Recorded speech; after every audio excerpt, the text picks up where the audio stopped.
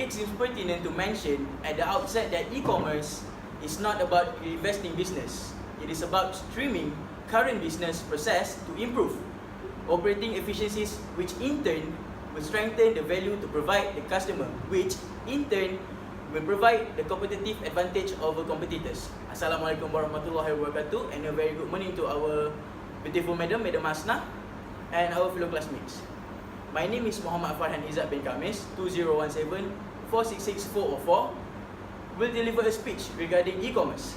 First thing first, let me define what e-commerce really is. E-commerce, sometimes also called web-based commerce, is the process of doing business electronically or over internet. It includes business to business, business to consumer, and even consumer to consumer transaction that involve the buying and selling of goods and services, the transfer of funds, and even the exchange of ideas. According to Bharat Bhaskar, electronic commerce means the capability to buy and sell goods, services, and information online through public network.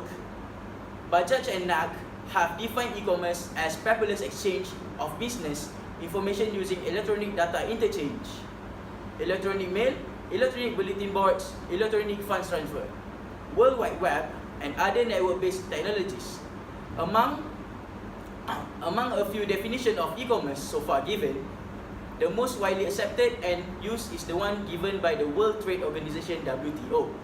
According to WTO, e-commerce is production, distribution, marketing, sale, or delivery of goods and services by electronic means.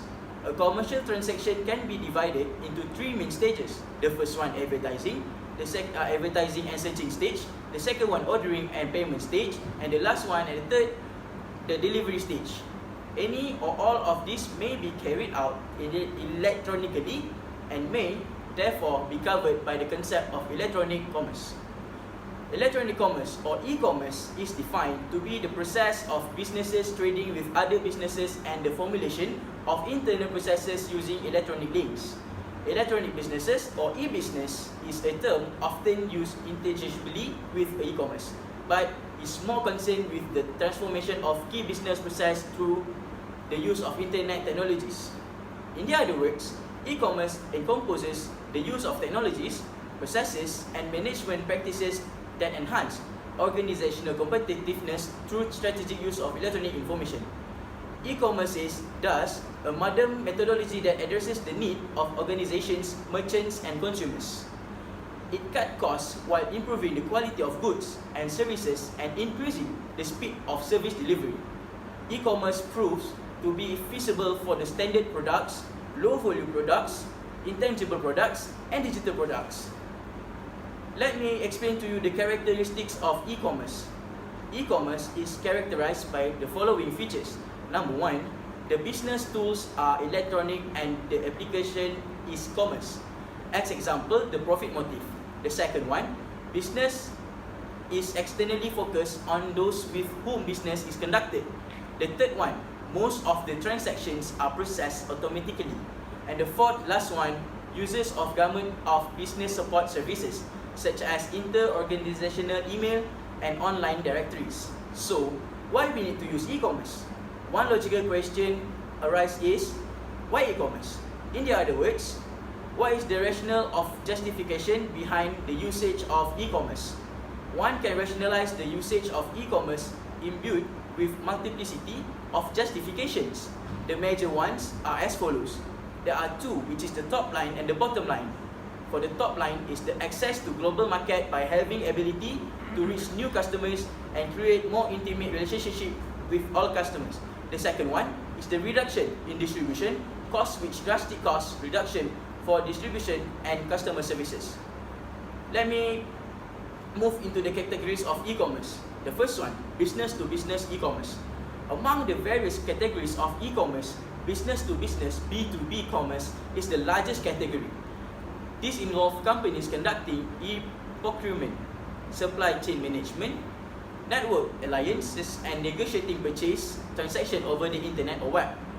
One of the major purposes why business use e-commerce is, to the extent possible, to lower transaction costs of conducting businesses and also to make saving in the terms of time and effort in conducting e-commerce. Second one, business to consumer e-commerce. Business to consumer B2C e-commerce is the second largest category and involves businesses introducing products and services to consumers via internet technologies. This includes companies selling software and hardware through the internet, taking orders for products that are subsequently delivered to the consumer, and providing digital services such as online magazine and search engines. Business process. Business process refers to the use of e-commerce to tailor the internet activities of a business in order to maximize their efficiency and effectiveness. Through the use of e-commerce, businesses can fine-tune supply chains, provide advanced consumer relations management system, and reduce transaction e-commerce. The third one is consumer to consumer e-commerce, C2C. It's concerned with the use of e-commerce by individuals to trade and exchange information with other individuals. There has been a huge growth in consumer to consumer auction sites such as eBay and sites enabling consumers to offer goods and services to the other consumer on the individual basis. So the last one, business to government e-commerce. The business to government B2G e-commerce is concerned with the need for businesses to sell goods and services for the government or government agencies. Such activities include supply the army, police force, hospitals and schools with products and services. Furthermore, businesses will often compete in online environment for contract to provide services to the public on behalf of the government. The commonest example of such services may include the collection of taxes, the supply of public services. Now that we have understood the meaning of e-commerce, we can profitably distinguish between traditional commerce and e-commerce. For the traditional commerce, in terms of interaction, it will do the direct interaction between buyer and seller in traditional commerce. For the e-commerce, interaction between buyer and customer is indirect through internet and web.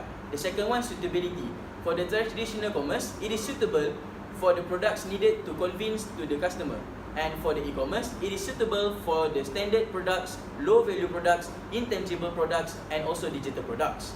For the identity verification for the traditional traditional commerce, in traditional commerce, customer can verify and identify the sellers and their physical location.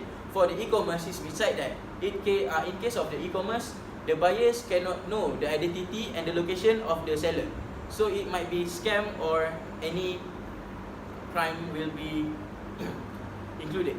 So the transaction processing scope, using the traditional commerce, transactions are processed manually. Meanwhile, while using e-commerce, the business's transactions are processed in automated manner, such as online payment or ATM. And the last one, the level of competition. For the traditional commerce, the level of competition is generally low because we have to contact with human. We have to have a direct communication with the human. Meanwhile, by using e-commerce, because of the wide scope of businesses, the level of competition is relatively high. So let me explain to you the advantages and the disadvantages of e-commerce. The first one, advantages: much faster transaction available 24/7. Second one, product and services are easy to find. Third one, easier time managing a business. Fourth one, doesn't require much physical space.